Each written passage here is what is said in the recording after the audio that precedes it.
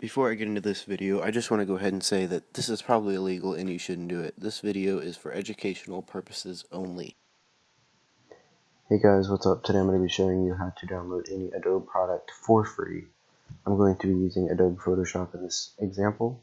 To get started, you want to go ahead and download a free trial of any product on the Adobe website. Link will be in the description.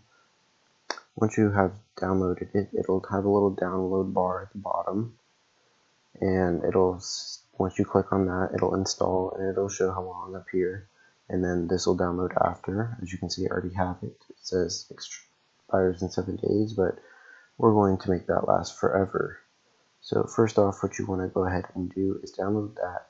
And then another link in the description will be this Adobe Painter by Lamo, if I'm saying that correctly.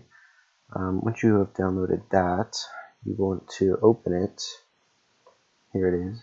And go ahead and go ahead and find Adobe Photoshop CC 2017 and click install. And then you want to find the amtlib.dll